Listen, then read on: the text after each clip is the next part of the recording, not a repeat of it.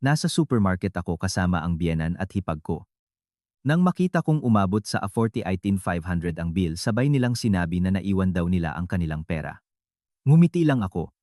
Sandali lang po, may gagawin lang ako sa labas. Iyon ang araw na namili ako kasama ang biyenan kong si Aling Teresita at ang hipag kong si Nika.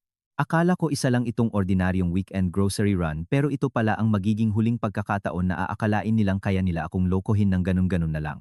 Sa loob ng 4 na taon mula nang pumasok kami sa Rustan Supermarket sa Makati, ang pinakamalaki sa sentro, alam ko nang may hindi tama. Diretsyong itinulak ni Aling Teresita at ng kanyang anak ang cart papunta sa gourmet section. Walang kahit anong sulyap sa presyo, sunod-sunod na kinuha ni Nika ang mga pakete ng prosciutto at mamahaling keso. Mga dilatang imported, habang si Aling Teresita ay nag-aspray ng mga niche perfume na nagkakahalaga ng higit 7 na, para bang bumibili lang ng isang tali ng kangkong sa palengke. Pero hindi sila doon tumigil. Isang set ng French cookware na Le Creuset ang lumapag sa cart, sinundan ng isang branded na bag na alam kong hindi bababa sa lata 35.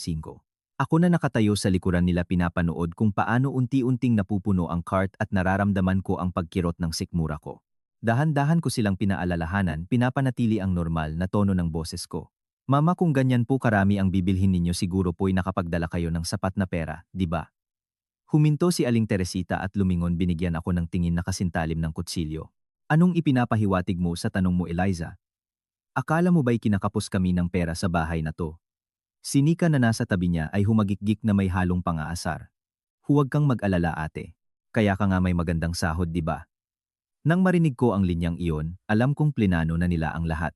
Hindi na ako umimik. Tahimik akong sumunod hanggang sa cashier. Bawat item ay iniskan ng babae. Walang tigil ang pag-beep ng makina at ang resibong lumabas ay halos kasing haba na ng braso ko. Tumingin ang cashier sa screen at malakas na binasa AF 48,570-40 po. Nakita ko kung paano nanlaki ang mga mata ng ilang tao sa likod namin sa pila. Ang Go 4 500 sa isang grocery run ay hindi maliit na halaga para kanino man. Nag-cruise ako ng braso at naghintay. Naghintay akong ilabas ni Aling Teresita ang kanyang wallet na buksan ni Nika ang GCash app sa kanyang cellphone. Pero wala. Nagkunwari si Aling Teresita na naghahalungkat sa kanyang bag ng ilang segundo at saka kaswal na nagsalita. Naku, ang malas naman. Naiwan ko ang pera ko sa bahay. Agad siyang sinundan ni Nika, walang bahid ng hiya sa mukha. At ako naman, hindi ko nadala ang card ko.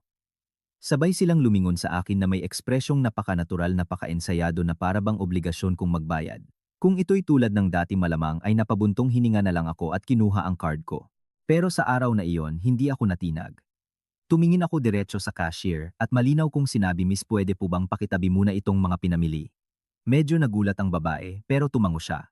Humarap ako sa biyenan at hipag ko at dahan-dahang sinabi, salita por salita, "Lalabas lang ako sandali para may gawin." Kumunot ang noo ni Aling Teresita. "Anong gagawin? Hindi mo ba pwedeng gawin yan mamaya? Bayaran mo na to." Tiningnan ko lang siya. Walang sagot, naglakad ako ng tuwid papunta sa exit ng supermarket, hindi lumilingon. Sa likuran ko narinig ko ang boses ni Nika na tumatawag. "Eliza, anong ginagawa mo?" Pero hindi ako huminto. Bumukas ang automatic doors at isang bugso ng mainit na hangin ang humampas sa mukha ko, pero sa loob ko kakaibang lamig ang nararamdaman ko. 4 na taon bilang manugang. Ilang beses na ba akong napunta sa ganitong sitwasyon sa cashier? Ilang beses ko bang sinabi sa sarili ko na palampasin na lang, pero hindi ngayon? Lumabas ako sa sidewalk at pumara ng isang Grab na malapit. Tinanong ako ng driver, "Saan po tayo, ma'am?" Matipid akong sumagot, "Sa bahay po." Habang umaandar ang sasakyan, tumingin ako sa bintana. Ang loob ng supermarket ay maningning pa rin at ang biyenan at hipag ko ay siguradong nandoon pa. Nakatayo sa tabi ng cashier na may bill na A48 silunang 500 at napapalibutan ng mga mausisang tingin ng mga tao. Sa unang pagkakataon sa buhay may asawa ko, hinayaan ko silang harapin ang resulta ng kanilang mga ginawa. Habang nakaupo sa Grab, wala akong naramdamang takot o pagsisisi. Ang naramdaman ko lang ay ginawa ko ang isang bagay na dapat ko nang ginawa matagal na. Hindi ang pera ang pinakamalaking problema. Siguro kaya kong bayaran ang alabang isalaat an alaban 500. Pero ang paraan ng pagtingin nila sa akin, ang paraan nila na i-take for granted na obligasyon kong magbayad, iyon ang hindi ko na kayang lunukin pa. Pagdating sa bahay, binuksan ko ang pinto at pumasok, ramdam ang isang kakaibang kapayapaan. Walang tigil sa pag-vibrate ang cellphone ko. Siguradong sina Teresita at Nika ito. Hindi ko sinagot. Ipinatong ko ang bag ko sa mesa at huminga ng malalim. Ngayon hindi ako sumigaw, hindi ako ng insulto, hindi ako gumawa ng eksena sa supermarket. Tumalikod lang ako. Pero iyon mismo ang gesture na hindi nila inaasahan. Alam kong sa loob ng ilang minuto ay sasabog ang galit nila pero alam ko rin na mula sa sandaling lumabas ako sa cashier na iyon wala nang babalik sa dati sa pamilyang ito. At ang bill na 28,500 para sa akin ay hindi lang pera, ito ay isang hangganan. Ang hangganan sa pagitan ng isang sunod-sunurang manugang at isang babaeng marunong protektahan ang kanyang sarili. Umupo ako sa pamilyar na sala. Ang tiktak ng wall clock ay ritmiko, pero sa isip ko, maraming imahe ng nakaraan ang umuulit. Nang maglakas loob akong lumabas sa supermarket na iyon, alam kong hindi na ako pwedeng maging ang dating mabait na manugang. Sa totoo lang, hindi naman ako naging mabait sa puntong sunod-sunuran. Nanahimik lang ako dahil akala ko ang pananahimik ay magpapanatili ng kapayapaan sa tahanan. Pero habang lalo akong tumatahimik, lalo nilang itinuring na karapatan nilang tapakan ako. Ako si Eliza. 4 na taon na kaming kasal ni Rico. Noong araw na pumasok ako sa bahay na ito bilang asawa niya, ramdam ko nang hindi ako gusto ng biyenan ko. Hindi ito isang hayagang galit sa simula kundi isang malamig na paghamak sa kanyang mga tingin, sa tono ng boses niya, sa paraan niya na laging humanap ng paraan para ipaalala sa akin kung nasaan ang lugar ko. Laging inuulit ni Aling Teresita ang isang linya na parang mantra. Sa harap ko ng mga kamag-anak ng mga kapitbahay. Ang isang manugang dapat marunong magsakripisyo para sa pamilya ng asawa niya. Noong mga panahong iyon, bagong kasal, bata at inosente, ngumingiti lang ako ng pilit. Akala ko iyon ang mga kasabihan ng matatanda na kung magsisikap akong maging mabuti, lalambot din siya pagdating ng panahon. Nagtatrabaho ako sa isang bangko, isang stable na trabaho na may sahod na bagamat hindi malaki ay sapat para sa isang disenteng buhay. Akala ko noon ang pagkakaroon ng career at pagiging financially independent ay magbibigay sa akin ng kahit konting respeto. Pero hindi. Ilang linggo lang matapos ang kasal, tinawag ako ni Aling Teresita na may malambing pero makapangyarihang boses. Dito sa bahay mayroon tayong family fund. Ngayong nagtatrabaho ka na, i-remit mo ang sahod mo dito. Ako na ang mag-administer para maayos ang lahat. Inosente akong nagtanong. Sige po. Magkano po ang dapat kong ibigay buwan-buwan? Sumagot siya na parang walang-wala lang. Ibigay mo sa akin ang payslip mo. Titingnan ko at ako na ang magdedesisyon. Ang linya ay parang nag-aalala pero sa totoo lang kontrol iyon. Noong unang buwan halos buong sahod ko ang inilipat ko, nagtira lang ng kaunti para sa pamasahe at pananghalian. Sabi ko sa sarili ko, kontribusyon ito. Si Rico, na nasa tabi ko, isa lang ang sinabi. Sundin mo na lang si Mama, mas magaling siyang humawak ng pera. Tiningnan ko ang asawa ko, gusto kong itanong kung hindi ba ito kakaiba pero naisip ko na baka sanay na siya sa mga patakaran sa bahay nila na takot siyang galitin ng nanay niya. Pumayag ako. Akala ko ang pagpapanatili ng harmonia ang mahalaga. Pero sa paglipas ng panahon, napansin kong ang sinasabing family fund ay hindi transparent. Ang pera ko ay pumapasok ng regular pero ang mga labas ay isang misteryo. Isang buwan humingi ako sa biyenan ko ng ilang libo para bumili ng gamit sa bahay. Kumunot ang noo niya. Bakit ang gastos mo? Minsan naman kailangan ko ng pera para sa isang professional specialization course. Napabuntong hininga siya. Isang babaeng may asawa. Para saan pa ang pag-aaral mo? Itabi mo na lang ang pera para sa bahay. Narinig ko iyon at parang may bumara sa lalamunan ko. Pera ko iyon. Pinaghirapan ko pero para gamitin kailangan kong magpaalam. At sa paghingi ko sinusuri nila ako na para bang isa akong palamunin. Hindi nagtagal na pagtanto kong ang karamihan sa mga gastos ay hindi para sa pamilya kundi para kay Nika. Ang hipag ko noong mga panahong iyon ay walang trabaho. Sabi niya naghahanap siya pero nakikita ko siyang maghapon sa bahay nag-i-scroll sa cellphone, pumupunta sa mga coffee shop at namimili. Mahilig si Nika sa magagandang damit, sa mga brand, sa pagpapamanicure at pagpapakulay ng buhok. Isang araw umuwi siya, inihagis ang isang paper bag ng isang luxury brand sa mesa at sa logo pa lang alam kong daan-daang libo ang halaga. Tinanong ko si Rico, saan kumukuha ng pera ang kapatid mo para bumili niyan? Nagkibit balikat si Rico. Siguro binigyan ni Mama. Humarap ako sa biyenan ko. Ngumiti lang si Aling Teresita. Bata pa ang anak ko, kailangang mag-ayos. Iginigiit ko, at galing ba ang pera na yan sa family fund? Tiningnan ako ni Mama na may nagyayelong mga mata. Ako ang nag-administer ng pera. Bakit ang dami mong tanong? Minsan sinabihan ko si Nika ng mahinahon dahil ayoko talagang gumastos ng sobra ang pamilya. Nika, ngayong wala ka pang trabaho, dapat siguro magtipid muna tayo. Kapag stable ka na, saka ka na bumili ng mga ganyang bagay. Nanlaki ang mga mata ni Nika at humagik-gik ng sarkastiko. Kung may pera ka dapat i-share mo. Hindi bagay sa'yo ang pagiging kuripot, ate. Isang linyang binitiwan ng basta-basta pero nagpaunawa sa akin ng lugar ko sa bahay na iyon. Hindi ako isang kamag-anak na dapat respetuhin kundi isang taong may pera na dapat mag-share. Ikinuwento ko lahat kay Rico. Inaasahan kong ipagtatanggol ako ng asawa ko o sasabihin man lang sa nanay niya na dapat maging malinaw ang mga bagay. Pero laging iniiwasan ni Rico. Takot siya sa nanay niya, takot sa komprontasyon. Takot siyang sa tuwing magsasalita ako iiyak ang nanay niya at aakusahan siya. Pinag-aaway mo kami ng asawa mo. Laging sinasabi ni Rico huwag mo nang palakihin. Matanda na si mama. Ganyan lang talaga siya. Paulit-ulit kong narinig ang linyang iyon. Ganyan lang talaga siya. Na minsan ay gusto ko nang matawa. Ang pagiging siya ay ang paghamak sa kanyang manugang at pagtrato sa pera nito na parang sarili niya. Pumayag ako dahil mahal ko ang asawa ko dahil akala ko lahat ng pamilya ay may alitan na kung magiging pasensyosa ako hihinahon din ang lahat. Pero sa bawat pagpayag ko isang hakbang pa ang ginagawa nila. Tinrato nila ako na parang isang walking ATM. Hindi sa hindi ko napapansin kundi ayokong dalhin ang mga bagay sa puntong wala nang balikan. At mula doon nagsimula akong magbago ng tahimik. Itinigil ko ang pakikipagtalo pero nagsimula akong magtala. Itinala ko ang bawat pagkakataong nakalimutan nila ang pera bawat halagang kinailangan kong ilabas mula sa bulsa ko para bayaran sila. Isang hapunan sa restaurant nakalimutan ni Aling Teresita ang wallet. Isang beses namimili sabi ni Nika bayaran mo muna ate. Babayaran kita pag-uwi. Walang nagbabanggit. Hindi ko sinisingil pero itinatala ko. Itinatago ko ang mga resibo kinukuhanan ng screenshot ang mga bank transfer. Hindi para maging madamot kundi para ipaalala sa sarili ko.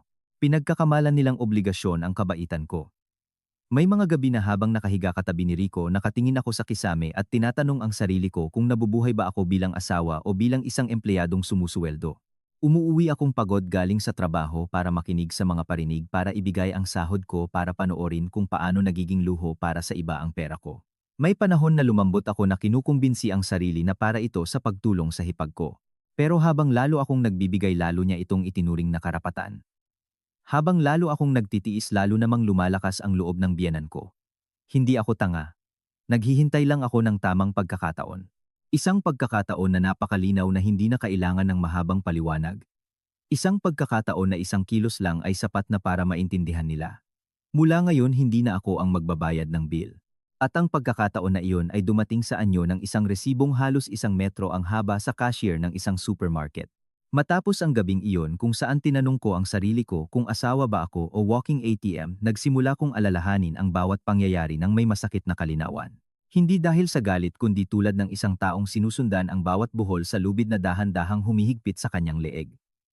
Napagtanto kong wala sa mga ito ang naging ugali ng hindi sinasadya. Nagsimula ito sa maliliit na insidente napaka-subtle na madaling isantabi sa isang palampasin mo na lang. Ang unang beses na nakalimutan ni Aling Teresita ang pera ay sa isang hapunan sa restaurant. Anibersaryo ng isang kamag-anak niya at niyaya niya kami ni Rico na ilabas para kumain sa labas at hindi na kailangan pang magluto. Natuwa pa nga ako iniisip na isa itong senyales ng pagiging malapit sa isa't isa. Sa restaurant mabilis na umorder si Aling Teresita ng mga pagkain hindi man lang tinitingnan ang presyo. Inihaw na lapu-lapu lengua estofada, isang platter ng sugpo sa alige at pagkatapos ay mga dessert pa. Sumama rin si Nika tumatawa at masiglang nakikipag-usap habang inuulit libre ni mama ngayon. Order lang kayo ng order. Nang marinig ko ang salitang libre nakaramdam ako ng ginhawa. Pagkatapos dinala ng waiter ang bill. Mahigit i-7,500. Agad akong napatingin kay Aling Teresita. Dahan-dahan niyang pinunasan ang kanyang bibig naghalungkat sa kanyang bag ng matagal at saka bumuntong hininga na para bang malaki ang kanyang pagtataka. Naku ang malas naman. Naiwan ko ang wallet ko. Pagkasabi nito lumingon siya sa akin walang bahid ng paghingi ng tawad o hiya sa kanyang mga mata. Isang tingin na nagsasabing nandoon ako para ayusin ang lahat. Natigilan ako. Si Rico na katabi ko ay nanigas din. Noong sasabihin ko na sanang puwede naman kaming umuwi para kunin ito mabilis nang nagdesisyon si Aling Teresita. Bayaran mo muna, Eliza babayaran kita pag-uwi. Nagbayad ako hindi dahil sobra ang pera ko kundi dahil ayokong gumawa ng eksena sa gitna ng restaurant. Sinabi ko sa sarili ko na, baka totoong nakalimutan niya. Pag-uwi naghintay ako. Hindi ko siya direktang siningil sa takot na magmukhang kuripot.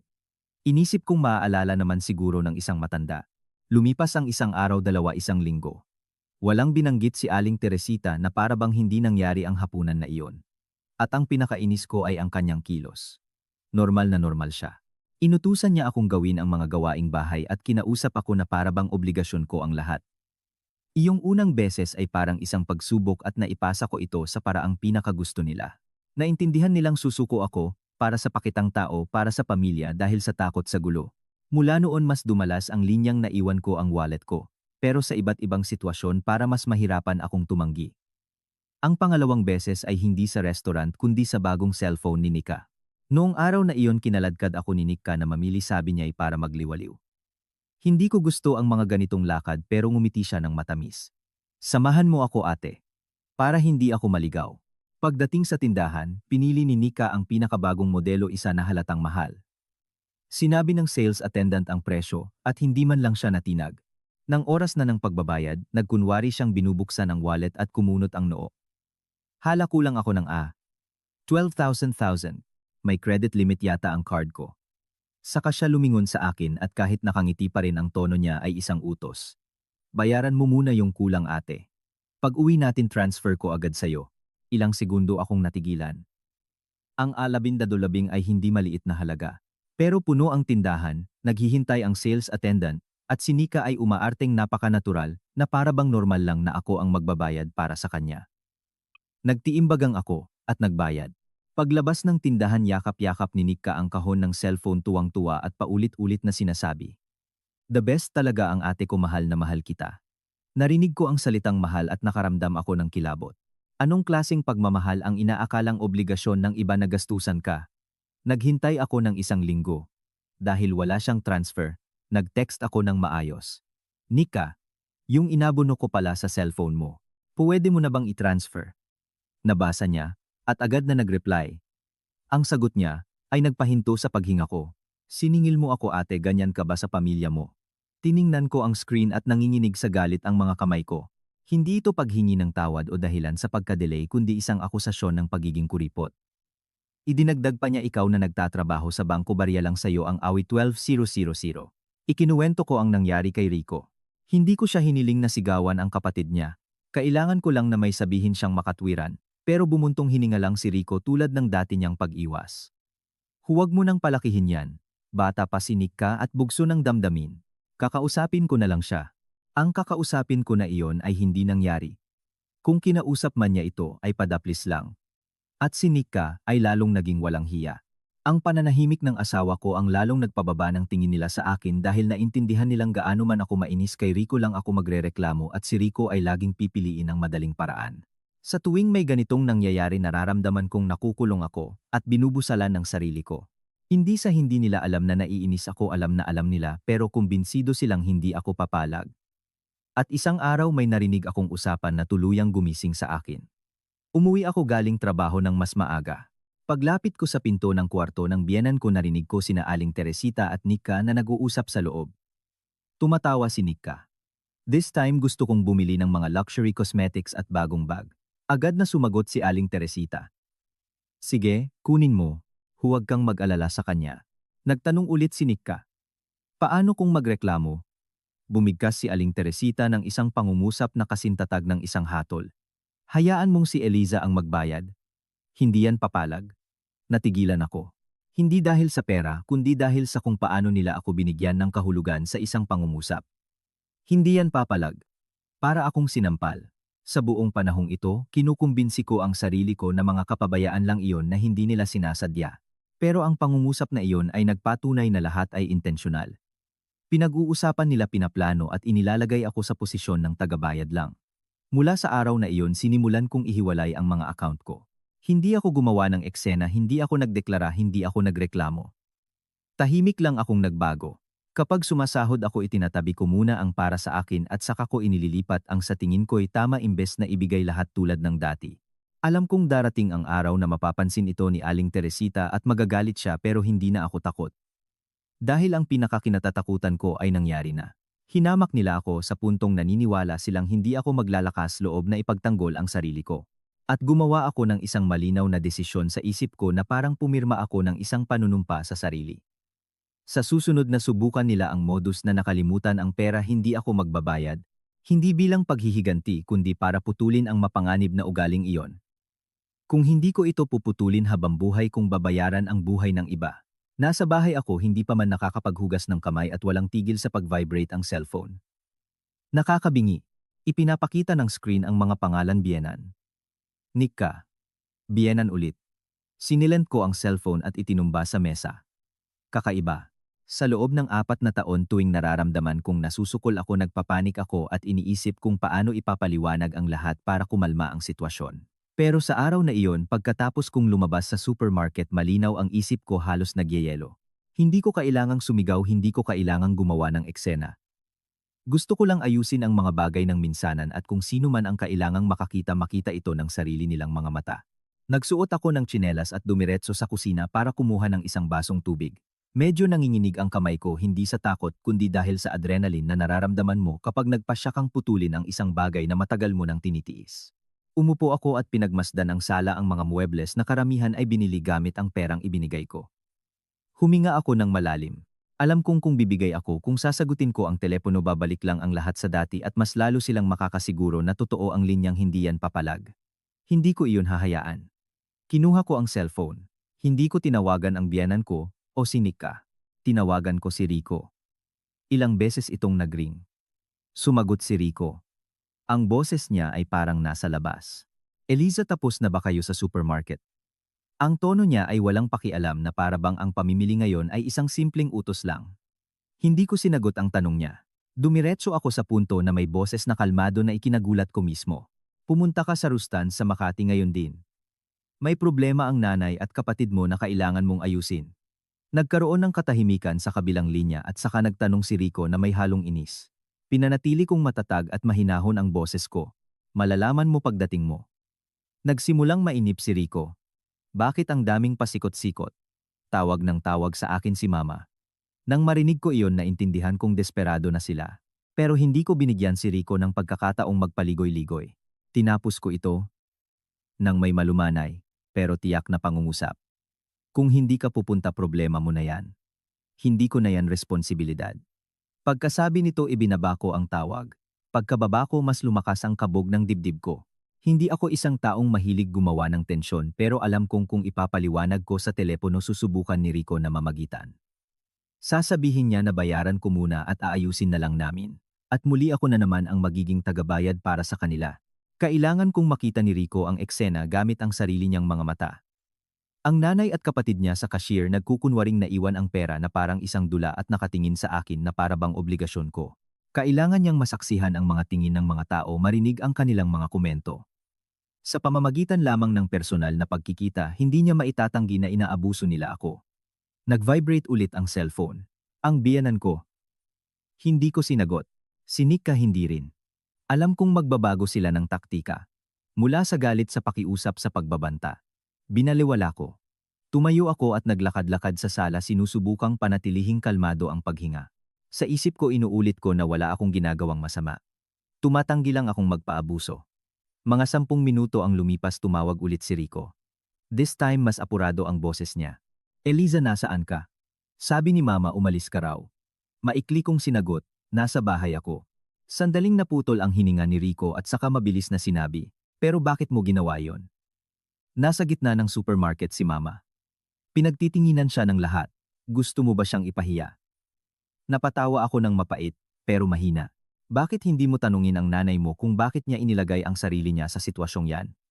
Hindi ko siya pinilit na manatili doon, hindi ko lang siya binayaran. Nanahimik si Rico ng ilang segundo. May naririnig akong ingay sa background. Malamang papasok na siya sa supermarket. Sa kanya hininaan ang boses. Magkano ba ang bill? Buong linaw kong sinagot salita por salita. 48,570 piso. Isang ano ang binitiwan ni Rico, hindi makapaniwala. Alam kong sapat na ang halagang iyon para mabigla siya dahil naiintindihan niya kung ano ang mga inilagay ng nanay at kapatid niya sa cart. Mas lalo pang hininaan ni Rico ang boses, sinusubukang maging kalmado. Bayaran mo muna tapos pag-uwi ka kausapin ko si Mama na bayaran ka. Alam kong sasabihin niya iyon. Gusto pa rin ni Rico na ako ang maging panangga niya. Hindi ako nakipagtalo. Matatag ko lang sinagot. Hindi. Hindi ko babayaran. Sumigaw si Rico. Huwag ka namang magmatigas, Eliza. Pinagtitinginan na sila. Ang sagot ko ay kasing kalmado pa rin. Eksakto. Pinagtitinginan sila at kaya kailangang ikaw ang pumunta. Anak ka nila at kapatid. Ayusin mo. Sa kabilang linya narinig ko ang mabigat na paghinga ni Rico at ang tunog ng kanyang mabilis na mga hakbang. Sinabi niya pinipigilan ang galit. Galit na galit si Mama. Pati si Nika. Hanggang kailan mo sila hahayaang nakatayo lang doon? Dahan-dahan akong sumagot. Hanggang sa bayaran mo o hanggang sa tumawag sila ng magdadala ng pera nila. Hindi ko responsibilidad na bayaran sila. Nagsimulang lumambot si Rico na parabang nasusukol. Eliza, ano ba talaga ang gusto mo? Walang emosyon kong sinagot. Gusto kong makita mo ang katotohanan. Gusto kong mula ngayon maging transparent ang usapan sa pera. At gusto kong tigilan mo na ang paghiling sa akin na magtiis para lang sa kapayapaan. Muling nanahimik si Rico. Alam kong nasa cashier na siya tinitingnan ng nanay at kapatid niya pinakikinggan sila. At hindi ako nagkamali. Ilang segundo ang lumipas nagsalita siya ng mahina na may halong inis at hiya. Sabi ni Mama totoong naiwan niya ang wallet niya. Agad akong sumagot walang pag-aalinlangan. Kung naiwan niya tumawag siya ng magdadala. Kung wala sabihin niya. Hindi na nakaimik si Rico. Malinaw kong narinig kung paano siya naiipit sa gitna. At this time hindi niya ako magagamit na panangga. Ilang sandali pa nag-vibrate ulit ang cellphone ko. Isang text mula kay Nika. Tiningnan ko. Sumusobra ka na. Ipapahiya mo ba si Mama sa harap ng lahat? Hindi ako agad sumagot. I-off ko ang screen at iniwan ang cellphone. Alam kong ang pinakamahalaga ngayon ay hindi ang makipagtalo kay Nika. Ang mahalaga ay nandoon si Rico at ang katotohanan ay lumalabas sa harap ng kanyang mga mata hindi sa pamamagitan ng mga salita ko. Umupo ako sa sofa nakatingin sa bintana. Hindi ako natutuwa pero may isang malinaw na pakiramdam. This time wala akong poprotektahan. Binuksan ko ang isang pinto para makapasok si Rico at tumingin ng diretsyo. At kapag nakita na niya hindi na niya pwedeng magpanggap na walang nangyari. Nang ibaba ni Rico ang tawag na natili akong nakaupo sa sala. Hindi ako yung tipo na mahilig gumawa ng eksena sa publiko pero kung patuloy akong matatakot na mapahiya ako lang din ang mag-adrag ng sarili kong dignidad sa putik. Ngayon kailangang umapaw ang baso. At ang bill na E48,500 na iyon ang huling patak. Mga 20 minuto ang lumipas tumawag ulit si Rico basag ang boses na parabang katatapos lang tumakbo. Sabi ni Mama iniwan mo raw siya na may bill na E48,555. Normal ba yon? Ang tanong niya ay nagpangiti sa akin ng mapait. Tinatanong niya ako kung normal imbes na tanungin ang nanay niya kung bakit siya napunta sa sitwasyong iyon. Diretso akong sumagot. Hindi ko siya iniwan, hindi ko lang siya binayaran. Nagkaroon ng katahimikan at sa kahininaan ni Rico ang boses pinipigilan ang sarili. Pero pinagtitinginan siya ng mga tao. Napapahiya siya ng husto. Ayokong makipagtalo. Sinabi ko bawat salita ay malinaw para hindi niya mabalewala. Pumunta ka doon. Kailangan ka ng nanay at kapatid mo para magbayad ng EK48 ni 500. Naiinis na sumagot si Rico. Sinasabi mo na parang ang dali-dali. Saan naman ako kukuha ng EK48 ni 500 ngayon agad akong gumanti. Kung ganoon saan nila plinanong kunin, yun noong pinupuno nila ang cart. Kung wala ka mas lalong wala dapat ako. Nanahimik si Rico. Alam kong ang katahimikan niya ay hindi dahil sa kawalan ng argumento kundi dahil natrap siya sa isang butas na hinukay ng sarili niyang pamilya. 4 na taon siyang nasanay na ako ang sumasalo ng lahat at ngayon nalilito siya ngayong binitiwan ko na ang pasanin na iyon. Narinig ko sa background ang bulungan ng mga tao ang beep ng ibang cashier. Nandoon na si Rico. Sinabi niya ng mahina. Giit ni Mama na iwan niya talaga ang wallet niya. Kung naiwan niya tumawag siya ng magdadala. Hindi ko naman siya pinagbabawalan sagot ko. Bumuntong hininga si Rico. At sabi ni Nika na iwan din daw niya ang card niya. Napatawa ako ng tuyo. Siyempre. Mamimili sila ng halos alam 55. Tapos pareho nilang nakalimutan ang pera. Matalino ba yun sa tingin mo? Nabulunan si Rico sa sarili niyang mga salita. Hindi ko kailangan ng sagot niya. Kailangan ko lang na siya mismo ang makapagtanto. Sakto nakatanggap ako ng text mula kay Nika. Binuksan ko at tulad ng inaasahan. Sumusobra ka na. Tiningnan ko ang mensahe ng ilang segundo at sumagot ng isang linya lang walang bawas walang dagdag. Ang pagsosobra ay yung pinagbabayad mo ang iba sa mga bill mo. Ipinadala ko ang mensahe at in-off ang screen. Ayokong pumasok sa isang text war sa mga taong tulad ni Nika. Habang lalo kang nakikipagtalo mas gusto niya. Dahil pwede niyang baluktutin ang kwento para magmukhang biktima at ako ang masama. Ibinaba ko ang cellphone pero ilang minuto lang nag-text ulit si Nika. This time nagbago ang tono niya mula sa pakiusap sa pagbabanta. Dahil sa'yo pinagtatawanan si Mama. Tinitingnan siya ng mga tao at kinukunan ng video. Hindi ka titigil hanggang sa sirain mo ang pamilya. Hindi ako sumagot. Naisip ko lang hindi nasisira ang pamilya dahil tumanggi akong magbayad ng bill.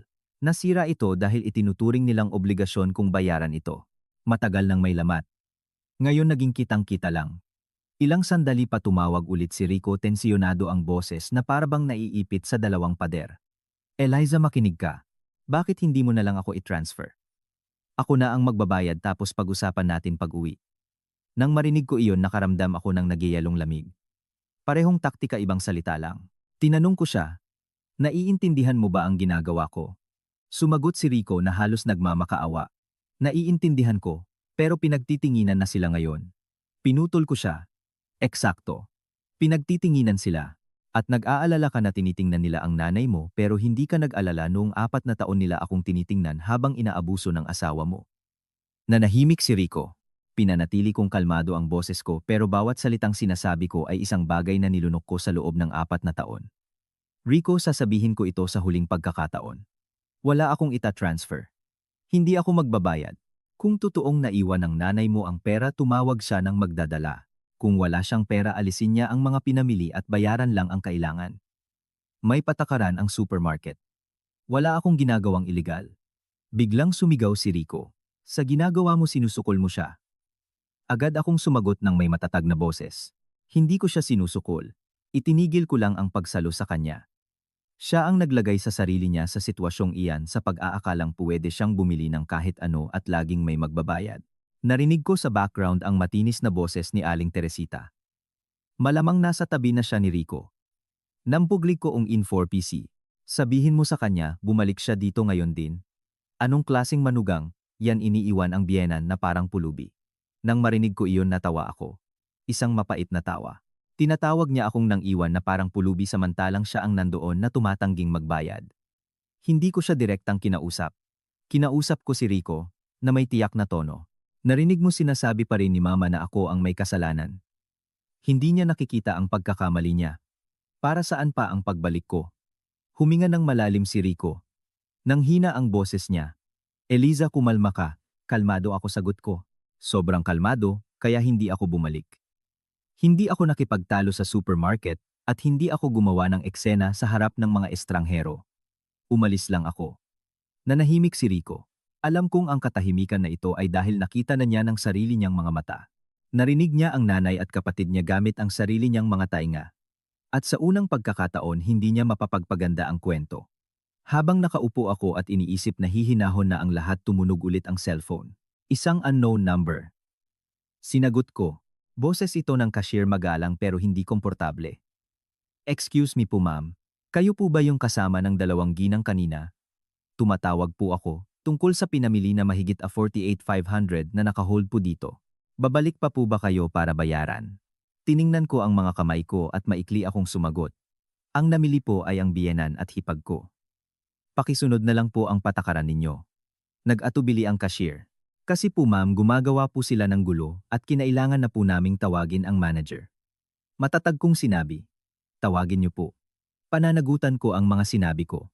Ibinaba ko ang tawag at sumandal sa sofa. Nai-imagine ko ang tension sa supermarket. Kung hindi mababayaran ang bill, hindi nila makukuha ang pinamili.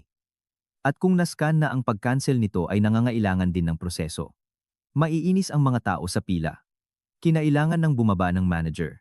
Ang mga tingin ng iba ay siguradong nagpapabaliw na kay Aling Teresita dahil mahilig siyang mag-utos sa bahay pero sa labas ayaw na ayaw niyang makita bilang isang problemado. Si Nika ay siguradong nagpapout at sinisisi ako para mapanatili ang imahe niyang biktima. Pero kakaiba, wala na akong naramdamang pagsisisi. Hindi ako naging malupit. Ang naramdaman ko lang ay ibinabalik ko ang responsibilidad sa kung kanino ito nararapat. Ang 48,500, ngayon ay bill nila, hindi akin. Kung may lakas loob silang punuin ang cart, dapat may kakayahan silang bayaran ito. Kung wala, dapat alam nila kung kailan titigil. At kung sinadya nila ito para pilitin akong magbayad, ngayon mararanasan nila ang pakiramdam na ma-pressure. Doon sa harap ng lahat, walang sasalo sa kanila. Bigla kong naalala ang linyang narinig ko kay Aling Teresita. Hayaan mong si Eliza ang magbayad? Hindi yan papalag. Ngumiti ako sa sarili ko at sinabi na parang isang deklarasyong walang kailangang makarinig. Ngayon pumalag ako. Sa unang pagkakataon sa 4 na taong kasal, naramdaman kong hindi na ako nasusukol. At alam na alam kong ang nangyari sa supermarket ay simula pa lang. Ang katatakutan nila ay hindi ang 488 kung 500 kundi ang katotohanang mula ngayon hindi ko na sila bibigyan ng kahit isang pagkakataon pa para hamakin ako. Dumating si Rico sa bahay ng halos gabi na. Narinig ko ang malakas na pagsara ng pinto, ang tuyong tunog ng kanyang sapatos nang ihagis sa sahig at ang kanyang mga hakbang diretso sa sala. Walang bati pagkakita niya sa akin sa sofa, sinumbatan niya ako, namumula sa galit ang mukha. Ipinahiya mo si Mama sa harap ng lahat. Masaya ka na. Ang boses niya ay pinaghalong galit at hiya ng isang taong napahiya sa publiko at ibinubuhos ang inis sa kanyang asawa. Hindi ako agad sumagot. Tiningnan ko siya ng isang segundo. Kinuha ko mula sa bag ko ang isang tumpok ng papel na inihanda ko na. Ipinatong ko ito sa center table at itinulak palapit sa kanya. Kalmado kong sinabi, walang pagtaas ng boses. Tingnan mo muna. To tapos mag-usap tayo. Huminto si Rico. Siguro'y hindi niya inaasahan na hindi ako magmamakaawa o magpapaliwanag. Kumunot ang noo niya, kinuha ang mga papel at mabilis na tiningnan na parang para lang masabi. Pero habang binabasa niya ang mga pahina, bumabagal ang kanyang pag-scan. Ito ang mga bank statement na ipinrint ko. Kasama ang lahat ng petsa at detalye ng mga transfer na ginawa ko sa sinasabing family fund sa loob ng 4 na taon. May mga buwan na nag-transfer ako ng parang orasan. May iba na nagdagdag ako dahil sabi ni Aling Teresita may biglaang gastos. At may iba na apurahan dahil kailangan ni Nika ng pera. Nakita ko kung paano binuklat ni Rico ang bawat pahina. Nag-aalangan ang tingin niya. Ang naipon na halaga ay hindi lang ilang libo kundi isang kabuuang halaga na magpapanginig sa kahit sino. Itinaas niya ang tingin, garalgal ang boses. Saan mo nakuha to? Sa bank account ko. Sa bawat pag-transfer ko ng pera. Itinago ko lahat, sagot ko. Tiningnan ulit ni Rico ang kabuuang halaga na minarkahan ko ng pula. Ang perang naibigay ko sa family fund ay lumampas sa 8280000. Lumunok siya. Malinaw kong nakita ang paggalaw ng kanyang Adam's apple. Ipinatong ko ang siko ko sa sofa. Ang boses ko ay malamig pero hindi nanunumbat. Iyan ang naibigay ko. Magkano ang naibigay ng nanay at kapatid mo? Hindi nakaimik si Rico. Hindi dahil hindi niya alam ang sagot, kundi dahil alam niyang ikahihiya niya ang sagot. Si Nika ay walang stable na kita. Si Aling Teresita ay may maliit na negosyo pero ang personal niyang pera ay hindi kailanman pumasok ng transparent sa fund. Sa totoo lang, ang fund na iyon ay halos lahat galing sa pera ko pero ang kapangyarihan magdesisyon ay nasa biyenan ko. Dahil nabuking nagalit si Rico, hinampas ang mga papel sa mesa at itinaas ang boses. Huwag mong pag-usapan ang pera ng ganyan. Pamilya tayo. Tiningnan ko siya at napatawa ng maikli at mapait. Ang pamilya ay hindi dahilan para sipsipin ang dugo ng iba. Nanlaki ang mga mata ni Rico na para bang hindi makapaniwala na naglakas loob akong magsalita ng diretsahan. Sinubukan niyang sumagot pero hindi niya alam kung saan magsisimula. Dahil nasa harap niya ang mga statement, nagpatuloy ako sa parehong tono. Ang bill kanina ay hindi 48,555. Iyon ang hangganan ko. Nagtiis ako ng 4 na taon. Ngayon sinabi kong tama na. Hinampas ni Rico ang kanyang hita, frustrated at walang magawa. Pero sana sinabi mo. Sa ginawa mo ipinahiya mo si Mama. Pinagtitinginan siya, kinukunan ng video. Alam mo ba yon? Kumunot ang noo ko. Alam ko, pero tanong ko sa'yo, masakit ba sa'yo na pinagtitinginan ng mga tao ang nanay mo? Mabigat ang kanyang katahimikan dahil alam niyang tama ako. Sakto bumukas ang pinto. Pumasok si Aling Teresita, namumula ang mukha, halos lumuwa ang mga mata sa galit. Hindi niya tiningnan si Rico. Dumiretso siya sa akin, may maasim na tono. Aba, anong klaseng manugang? Yan iniiwan ang biyenan sa supermarket. May mukha ka pa? Tumayo ako, hindi iniiwasan ang tingin niya at dahan-dahang sinabi. Ang mukha po ay kung ano ang iniwan ninyo sa cashier ng supermarket. Natigilan si Aling Teresita ng isang sandali at saka sumabog. Bastos. Ganyan ka na ba sumagot sa biyenan mo? Hindi ako sumigaw. Tinanong ko lang siya. Bawat salita ay malinaw. Tinatawag ninyo akong bastos dahil hindi ko kayo binayaran. Ano naman po ang tawag sa paglalagay ng halos alampat na mangsamo sa isang cart at saka sasabihing naiwan ang pera? Nagulat si Aling Teresita. Siguro'y hindi niya inaasahan na gagamitin ko ng direkta ang ekspresyong naiwan ang pera. Lumingon siya kay Rico, agad na nagbago ng tono, umiiyak at nagdadrama. Tingnan mo ang asawa mo, anak. Ipinahiya niya ako sa harap ng lahat. Matanda na ako. Hindi ko alam yung mga card at kung ano-ano. Totoong naiwan ko. Tiningnan ko si Rico at saka si Aling Teresita. Sinabi ko ang isang pangungusap na nagpayelo sa paligid. Kung totoong naiwan ninyo, bakit hindi kayo tumawag ng magdadala ng pera? Bakit kayo nanatili doon naghihintay na bayaran ng manugang ninyo? Sumagot si Aling Teresita. Hindi ko sinabing bayaran mo, sabi ko abonohan mo muna at babayaran kita pag-uwi. Natawa ako this time ng hayagan. Maraming beses nyo nang sinabing babayaran nyo ako. Wala pa akong nakitang binayaran nyo kahit isang beses. Lumingon si Rico sa akin na may ekspresyong galit at hiya. Eliza, bakit ganyan ka magsalita? Pwede naman nating pag-usapan ng mahinahon. Pinutol ko siya ng may matatag na boses. Wala nang hinahon. Hindi ako gumawa ng eksena sa supermarket bilang respeto kay mama. Pero sa bahay magsasabi ako ng diretsyo. Sumugod si Aling Teresita sa akin, dinuduro ako. Ano ang gusto mo? Luluhod ako at hihingi ng tawad. Tiningnan ko siya ng diretsyo. Hindi ko kailangan ng pagluhod ninyo.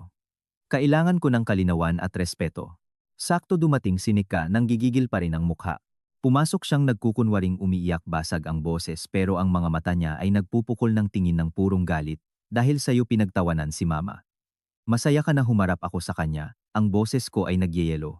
Masaya ka siguro kapag namimili ka gamit ang pera ng iba at saka mo pa sila pinagtatawanan. Tinapos ko lang yan. Agad na nagbago ng tono si Nika, ginampanan ang papel na biktima. Anong ibig mong sabihin? Hindi kita pinilit na magbayad. Totoong naiwan ni mama. Hindi ako pumatol sa laro niya. Humarap ako kay Rico at nagtanong ng diretsyo. Narinig mo lahat. Sa tingin mo ba isa pa rin itong hindi pagkakaunawaan? Nag-atubili si Rico, tinitingnan ang nanay niya, ang kapatid niya at ang mga statement sa mesa. Binuksan niya ang bibig para magsalita pero isinara rin. Kinuha ko ang mga papel at marahang hinampas sa mesa na parang nagseselyo ng isang kasunduan. Mula ngayon hindi na ako magta-transfer ng pera sa fund na yan. Ang perang kinikita ko, ako ang mag-administer. Sa mga gastusin sa bahay, kung sino ang gustong bumili ilabas niya ang pera niya. Kung kailangan talaga ni mama o ni Nika ng tulong, handa akong tumulong kung may malinaw na dahilan. Pero ang paglimot ng pera para pilitin akong magbayad, tapos na yan. Sumigaw si Aling Teresita. Maglalakas loob kang putulin ang fund. Nakatira ka sa bahay na to na parang sayo. Matipid akong sumagot. Eksakto. Nakatira ako sa bahay na ito pero hindi ako nabubuhay para pagsamantalahan ninyo. Ang hangin sa sala ay hindi mahingahan. Si Rico sa gitna ng lahat ay maputla. Sa unang pagkakataon hindi niya magamit ang kanyang laging palampasin mo na lang para tapusin ang usapan. At ako, kahit malakas ang kabog ng dibdib ko, alam kong tumawid na ako sa isang linya, ang linya ng pananahimik. At kapag nasira ang katahimikan, ang susunod ay hindi magiging maganda para sa lahat. Nang marinig ako ni Aling Teresita na sinabing hindi na ako magta-transfer ng pera sa fund, nagkulay ube ang mukha niya pero ilang segundo lang nagbago siya ng taktika. Nagsimula siyang umiyak ng malakas, nanginginig ang boses na para bang siya ang pinakamalaking biktima. Inalagaan ko siya ng 4 na taon, tapos ngayon binibilang niya bawat sentimo. Nakakahiya na nagpakasal ang anak ko sa isang babaeng tulad niya. Si Nika sa tabi niya ay sumabay sa paghikbi. Tiningnan ni Rico ang nanay niya at saka ako, malinaw na nakakiling sa panig ng nanay niya tulad ng dati. Pero this time hindi ko hahayaang maging bastos na manugang at nagdurusang biyena ng kwento. Nanatili akong matatag at tiningnan si Aling Teresita, sinasabi ng may katiyakan. Inalagaan ninyo po ang anak ninyo, hindi ako. Ang pangungusap na iyon ay nagpahinto sa kanyang paghinga. Biglang tumigil sa pag-iyak si Aling Teresita na parabang nabulunan. Si Nika ay tumigil din, mabilis na kumukurap. Kumunot ang noo ni Rico. Eliza, ang bigat naman yan. Humarap ako sa asawa ko. Mabigat ito, ang totoo. Rico, sa 4 na taon tinanong mo ba ako kung kamusta ako o hiniling mo lang na magtiis ako para sa kapayapaan? Sinubukan ulit ni Aling Teresita na sumigaw, pero hindi ko siya binigyan ng pagkakataong dalhin ang usapan sa emosyonal na larangan. Lumapit ako sa TV stand, kinuha ang remote at binuksan ang screen. Kinuha ko ang cellphone ko, binuksan ang banking app at sinabi ng may kalmadong boses. Dahil ngayon lahat ay gustong pag-usapan kung ano ang tama, mag-usap tayo gamit ang numero. Nagulat si Rico. Anong ginagawa mo? Ipinapakita sa iyo ang family fund na sinasabi ni mama na maayos niyang pinamamahalaan, sagot ko. Ikinonekta ko ang cellphone sa TV at sa screen lumitaw ang transaction history ng account ng fund. Natigilan si Rico. Hindi niya inaasahan na may access ako. Tiningnan ko siya at ipinaliwanag. Ako ang nagbukas ng account na to noon. Ang online service registration ay nakalink pa rin sa numero ko. Wala akong oras na i-monitor bawat gastos pero may karapatan akong malaman kung saan napupunta ang perang ibinibigay ko. Sumigaw si Aling Teresita. Sinusubaybayan mo ba ako? Lumingon ako at ngumiti ng bahagya. Hindi po. Nag-log-in lang ulit ako para makita ang katotohanan. Sa screen ini-scroll ko ang history hanggang sa isang linya na minarkahan ko na. Isang transfer ng malaking halaga na kitang-kita. Aplaan 100,000. Ang tatanggap, ang personal na account ni Nika. Itinuro ko ang screen. Ang boses ko ay nagyeyelo. Heto. N4. Bundaan sigendaan sigendaan sigendaan sigendaan sigendaan sigendaan. N4 sa ano to si Nika ay maputla hindi gumagalaw. Gumagalaw ang mga labi niya pero walang lumalabas na tunog. Mabilis na sumingit si Aling Teresita, matigas ang boses. Pera yan ng bahay. Pinahiram ko sa kanya. Anong masama doon? Sumagot si Rico. Sa unang pagkakataon ay itinaas ang boses sa nanay niya. Pinahiram mo siya ng yabediladang yabedila at hindi mo sinabi sa akin kaninong pera yan. Si Aling Teresita, na nasukol ay umiwas ng tingin at saka sumigaw tulad ng dati. Pera ito ng bahay. Ako ang nag-administer at hindi ko kailangang magpaliwanag kahit kanino. Napatawa ako ng tuyo. Hindi sa pagyayabang, kundi dahil iyon mismo ang inaasahan ko. Tiningnan ko si Rico at dahan-dahang sinabi, narinig mo hindi niya kailangang magpaliwanag kahit kanino.